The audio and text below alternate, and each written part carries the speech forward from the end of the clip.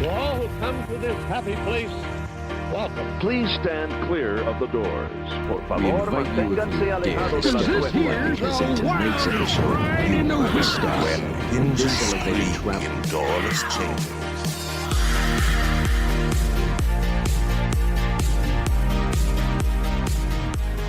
Hello and welcome to Miles from Main Street, your Far From Disney podcast. My name is Mykhailo. And I'm Bryan. And we're here to talk about Disney World, But especially coping away from Disney. which we know a lot about being from the Midwest. Here at Miles from Main Street, our preferred travel agency is Magical Vacations by Kimberly. Kimberly is a Disney expert and can handle all of your Disney planning needs. She can also plan Universal and all major cruise lines. Contact Kimberly at magicalvacationsbykimberly@yahoo.com. And find her on Facebook and Instagram under Magical Vacations by Kimberly. So today on Miles from Main Street, this is our 20th episode. Yay! Hey, Mykhailo, congratulations. 20 weeks we've been doing this. How about that? Goodness, it's been 20 weeks already. Wow.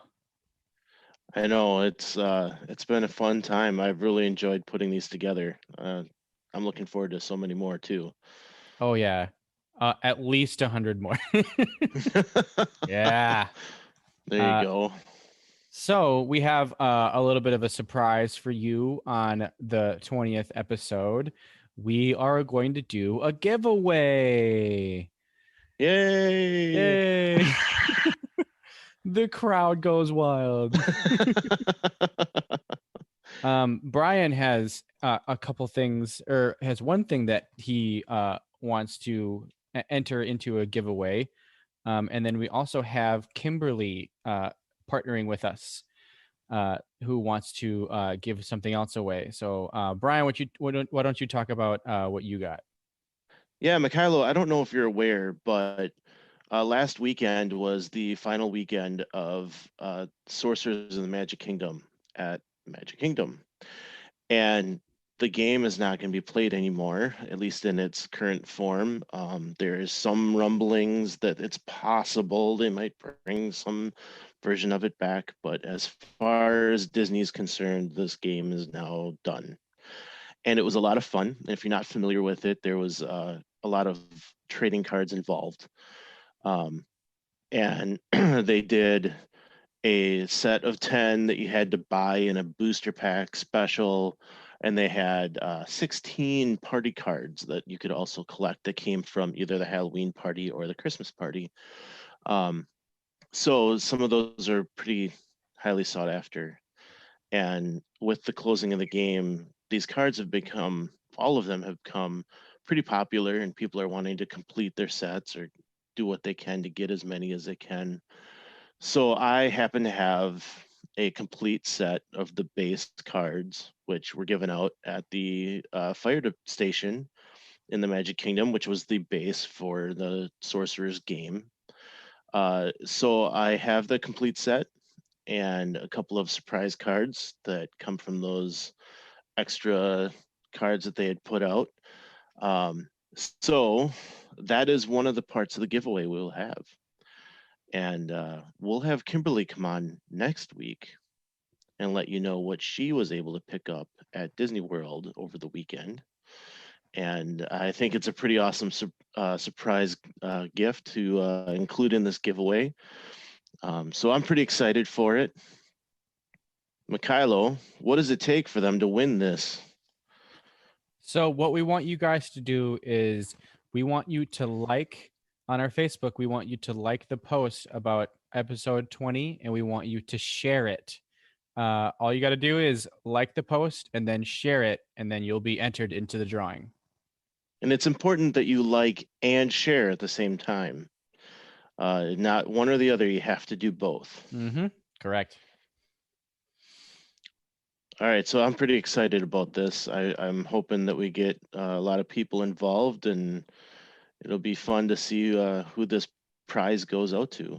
I mean, there's a high possibility it's just going to go to Marcus, but our super fan Marcus.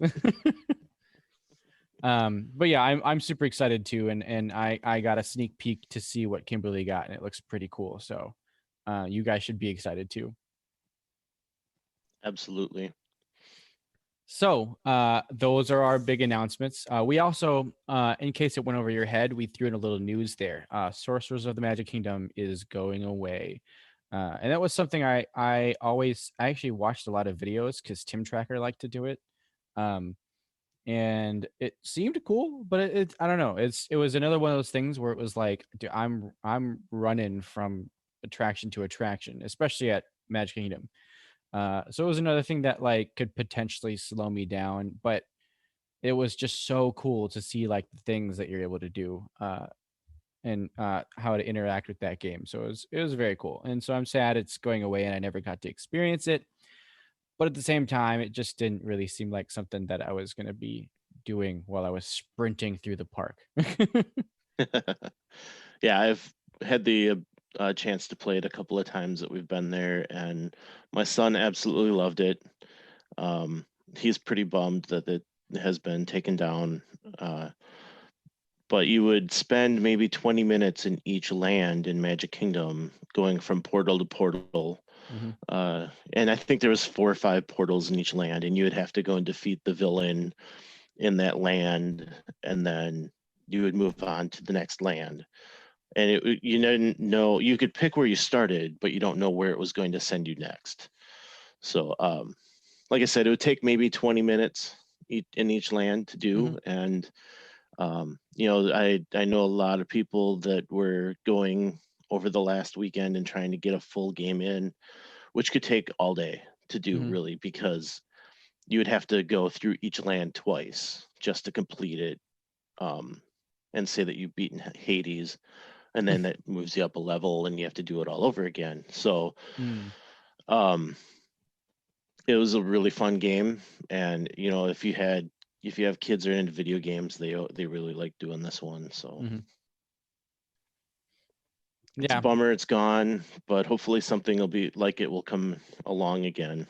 Oh yeah, that's always the kind of mindset I have with things leaving Disney is that they will come up with something even better most likely. So Oh yeah, definitely.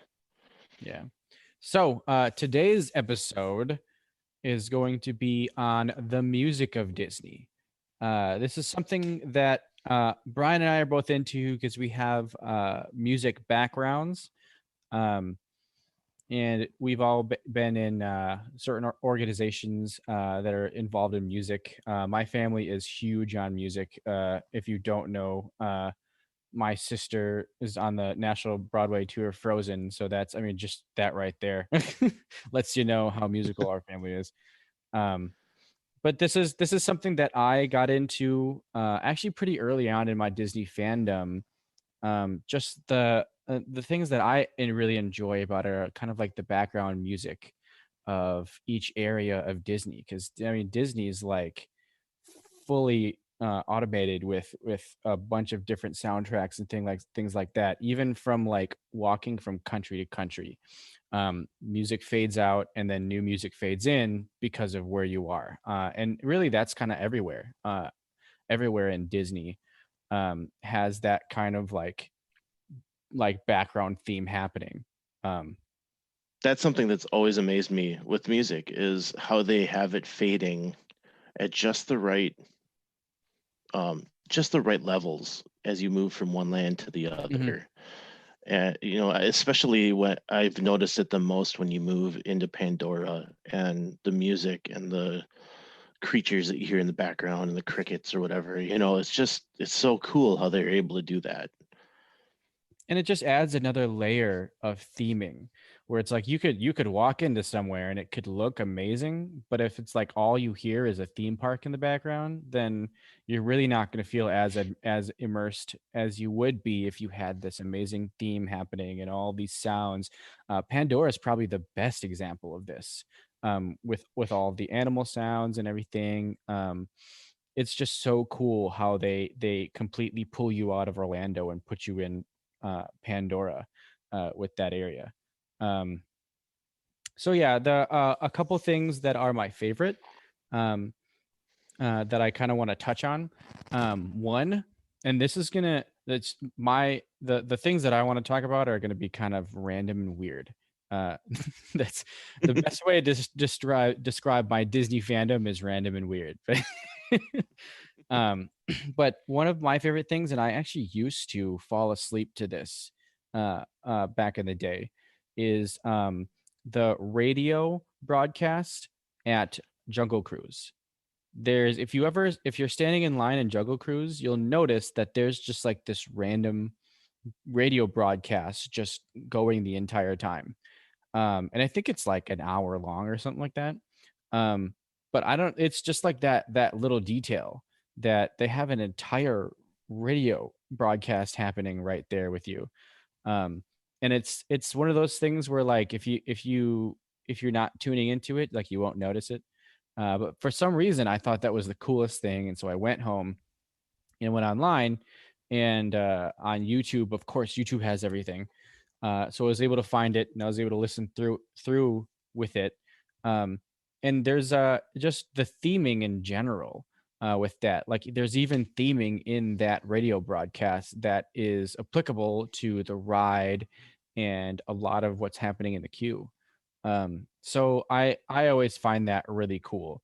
That like, and this is a ride that opened way back in the day. Like this isn't even a ride that's like newer, like Pandora.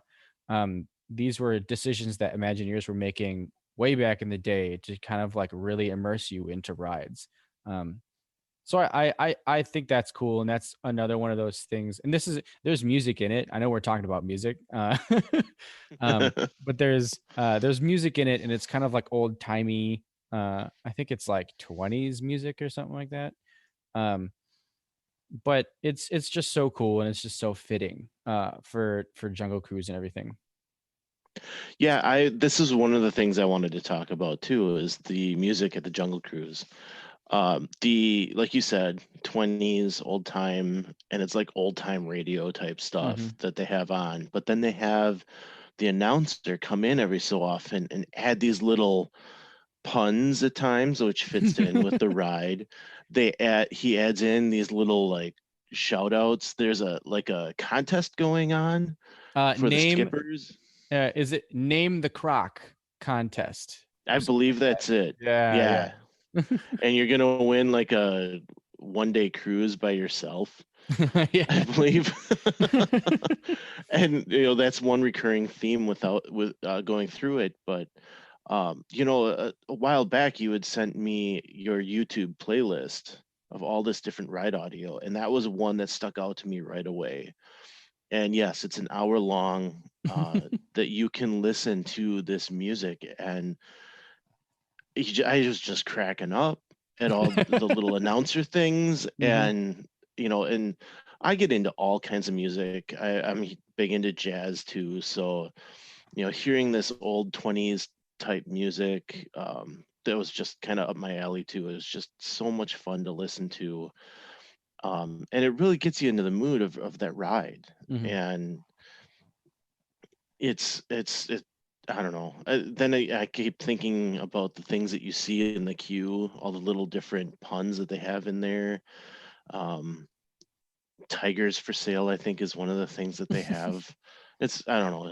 It's just hilarious stuff. So yes, I mean that's a great example of the music at Walt Disney World and the things that they do with it. It really is a big part of your touring and pulling you into the situation that you're in. If it rains in the rainforest, who cares? That's why they call it the rainforest. Yeah, it's some great stuff. And and again, it's just so cool to have that kind of theming into just pretty much everything in that ride. So yeah, what about you, Brian? Well, I mean, you're hitting all the right things right off the bat.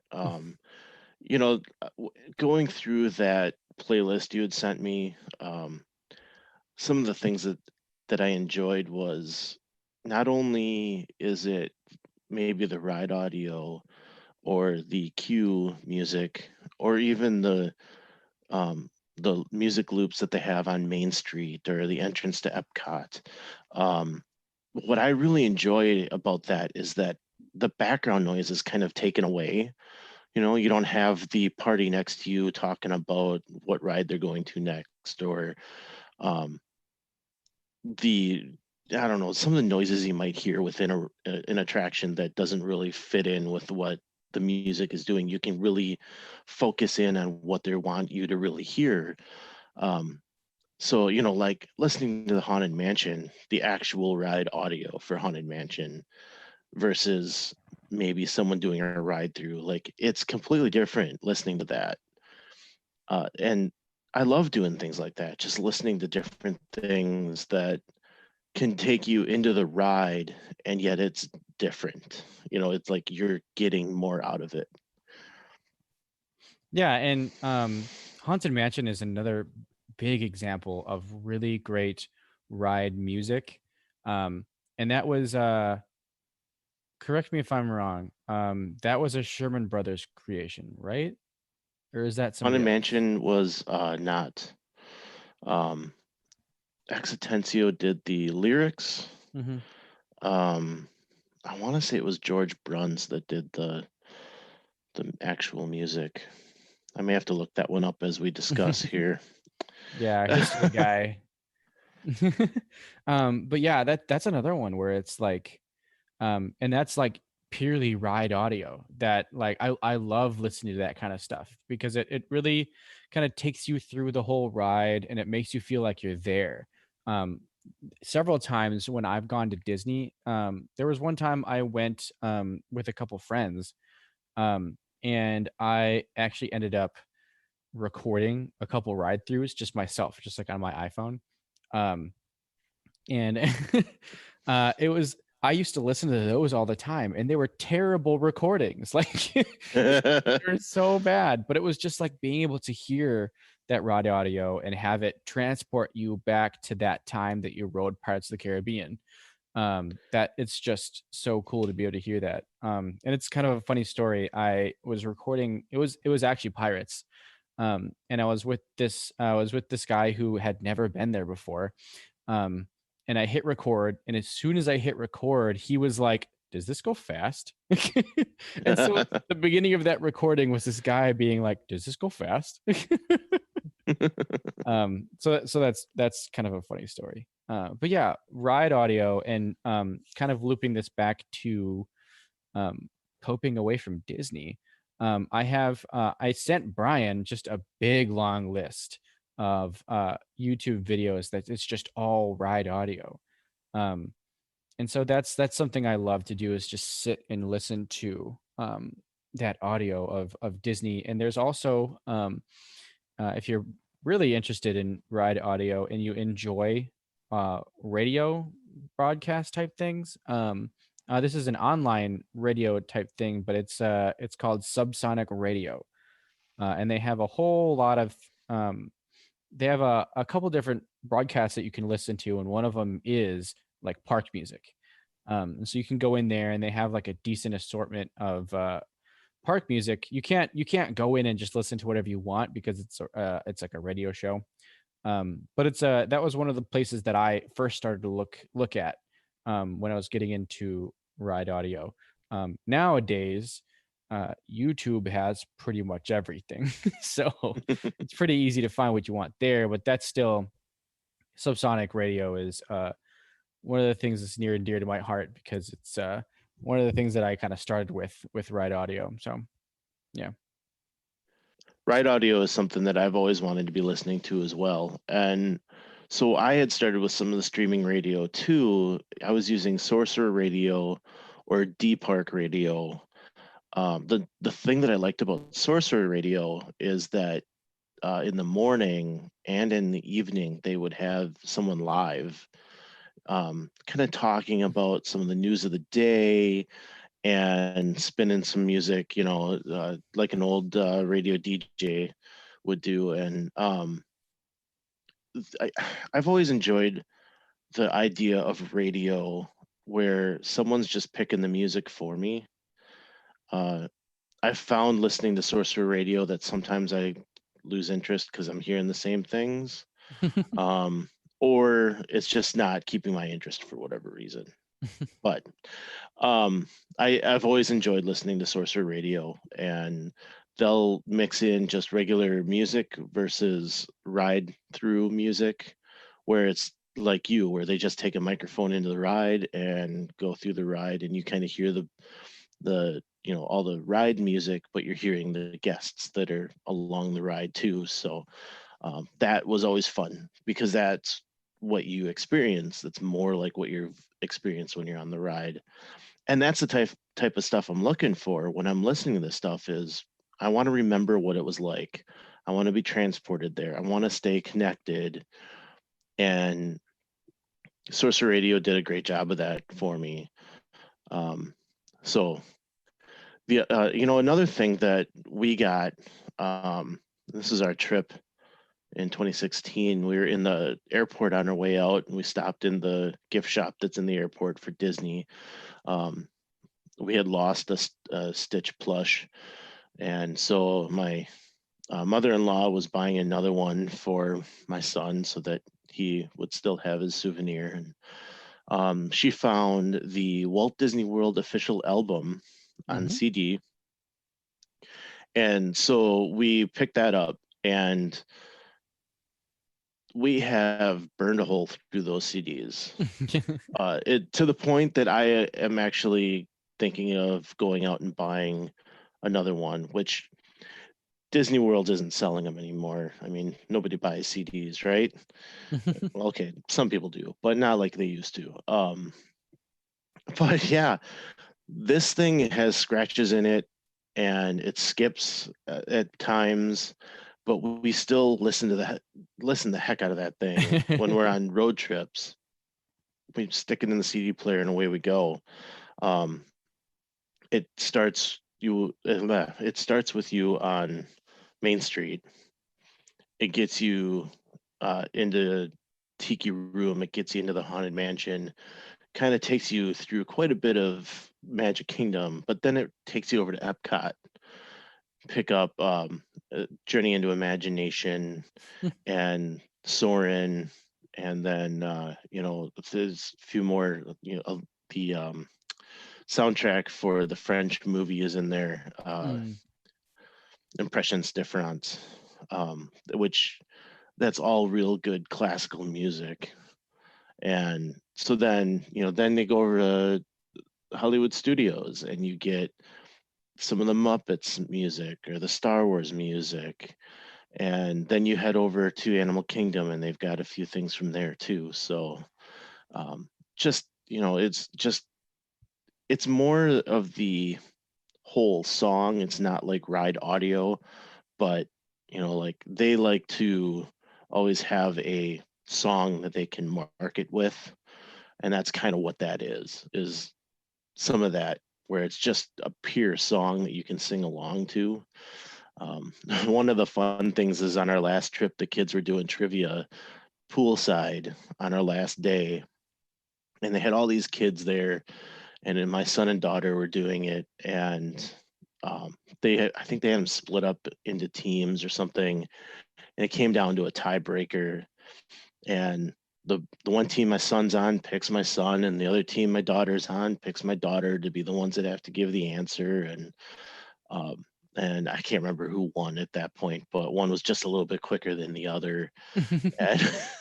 And they were the ones that were getting all the music trivia correct because we listened to that CD all the time. So, proud papa moment. Yeah, right. It was and I wasn't even there for it. I was returning the golf cart that we had rented for the week. So, but yeah, I thought that was pretty cool that my kids have picked up on it a lot too. But like you said, music has always been a big part of our lives, both of us, and so I try to keep that going with my family too. So. Yeah, and I've definitely seen that CD in stores. And I'm pretty sure if you go on Spotify, you can actually find that. I'll send it to you, Brian, but I'm pretty sure you can find pretty much what that CD was. a lot of all the same songs. But yeah, I know exactly what you're talking about because I've seen it. I've seen it in the parks before, but I've always been like, oh, I have all these already. Like the stuff that I'm looking for is like super like rare, like I want the sounds in Tomorrowland, like that's what I'm looking for. Paging So Mr. Morrow, exactly. Mr. Tom Morrow. Yeah. So speaking of Tomorrowland, another big one that I definitely want to mention is the soundtrack of the queue of Space Mountain. It's just so iconic. Well, for me, I don't even know. I say iconic, and I might just mean because I think it's cool. But it's just so there's just something about it. I love that queue already. Like that's such a cool queue. Like just everything going on. And it's funny, like the queue, I think the queue is sometimes better than the actual ride. Like I'll go through the queue and then go through the ride like, yeah, and then be done with the ride. But it's so cool. And again, it's just kind of like that nostalgia kicking in where there's not really too much happening. It's again, it's some good music to fall asleep to. Because it's all very like twinkly and like do do do do do do do do do like that kind of stuff. And I can already hear it in my head as we're talking about it. Yep. Tomorrowland's always been real popular for myself as well, and that music Yeah. always hits home for me. Yeah, so it's just something about, and again, something that they do that is cool is there's music for the front half of the queue, and then there's music for the back half of the queue. So I always thought that was really cool too. That like you kind of walk in and it's a certain way, and then you get further into the ride, and it all kind of changes. So that's one cool thing for me. But yeah, it's like pretty much all of Tomorrowland. That music is all very cool. And you can find this stuff on YouTube. Bryan, go ahead and put the link of the playlist that I put together out, and you'll be able to find pretty much everything that we're talking about here. All the way up to, I'm pretty sure they have like background music for Tomorrowland in there. So it's really cool living in this day and age. Even back when I was a Disney fan back in the day, and it was a little harder to find this kind of stuff. Now it's just type it in Google and it gives it to you. Yeah, that playlist is extensive. There's so many videos of music in there that you could listen for days on end to it. I was reviewing a little bit, getting ready for this episode, and it just keeps going and going. But even the Star Wars Galaxy's Edge and music is on there, so you're really going to be able to catch everything that you want to get from park music within that playlist. So yeah, definitely we'll get that in the show notes, and we'll put it into the post that you guys are going to be liking and sharing so that you can get into the contest. Yeah, and so one more area that I wanted, or one more park that I wanted to talk about, and it's probably the richest park when it comes to music, and that's Epcot. A lot of the music in Epcot is just so great, and a lot because you've got all of the countries in the back, and so you've got all of these different musical scores that are accompanying these countries. But then, I mean, you've got, Illuminations isn't there anymore, but like Fountain of Nations, that's still out there. Even the music as you walk into the park is just so cool, and it's still kind of the park opened in the 80s, and so it's still the entrance music still kind of has that like 80s vibe to it. And they haven't really changed it. So, and I'm totally cool with that because for some reason I mean, I know why. It's because my father has fed me this music all the time, but I just have an ear for the 80s. I just love that like really bad synth music from the 80s that always kind of pops up. But I love it. I love that sound. And so that's probably why the music of Epcot really kind of sticks with me. And it's kind of everywhere. Everywhere you go, it's all very um, very well themed, and it's kind of like especially the front of the park, it definitely feels like Tomorrowland. So it's got that kind of futuristic music vibe to it. So, and if you know me at all personally, you know that that's kind of like the music that I like.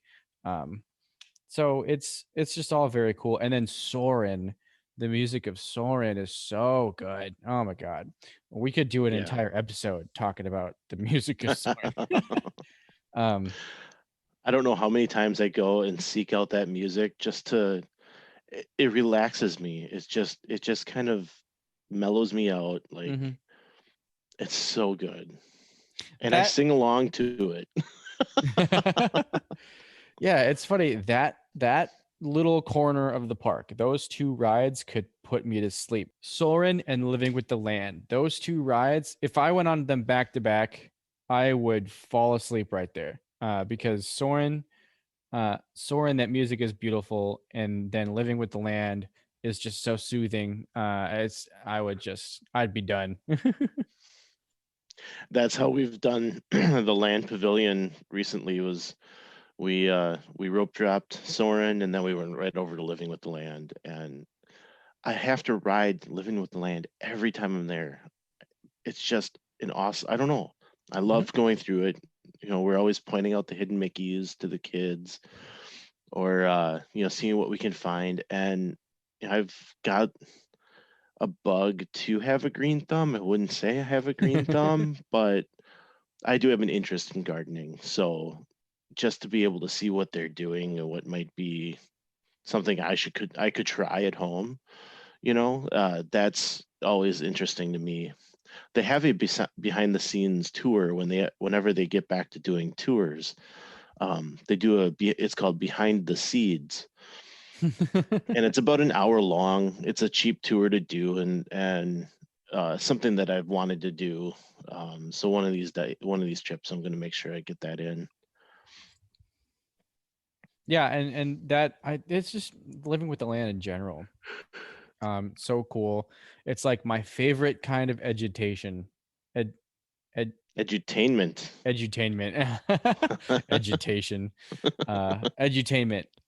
That is just so prevalent in Epcot. And I hope that when they kind of change a lot of this stuff, I hope that that same spirit stays the same with a lot of what they're putting in. Yeah, it looks the concept art that we've seen and some of the things they've got in that I don't know, the Epcot Center. I don't know what they're calling it. Forgive me, but they've got that cool video with the board in the middle that shows you all the different things that they're working on for the park. It looks so cool, and I think it's going to be it's going to really turn Epcot into a neat park again. So I'm excited to see what they do with that. Yeah, definitely.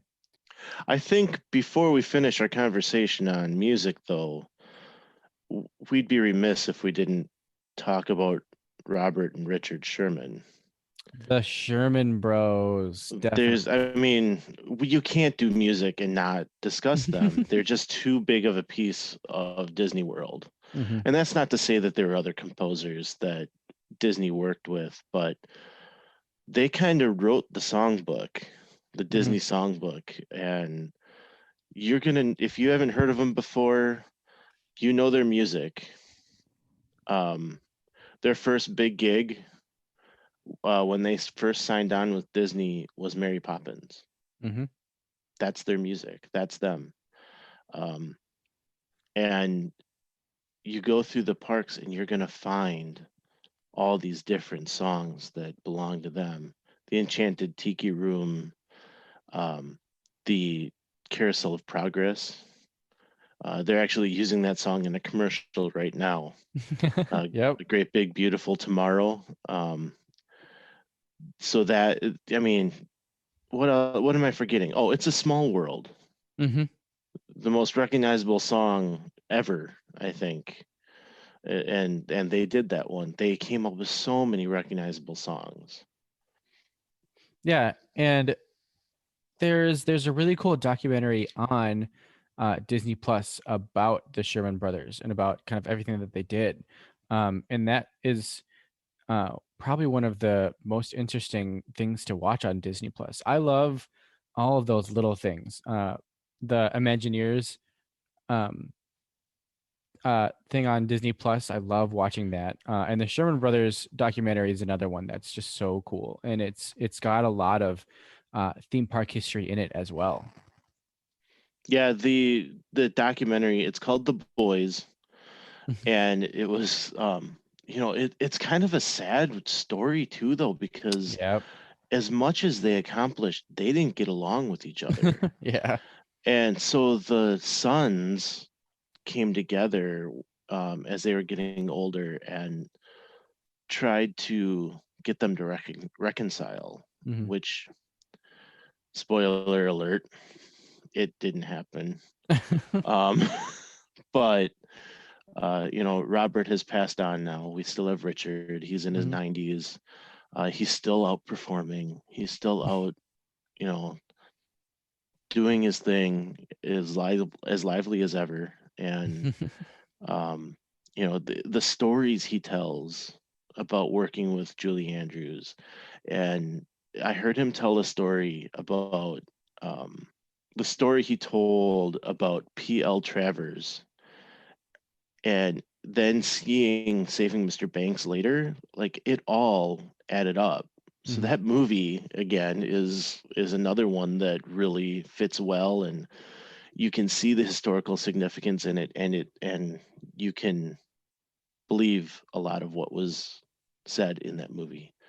Um, it, but the music that they have come up with has got to be some of the most recognizable and singable stuff.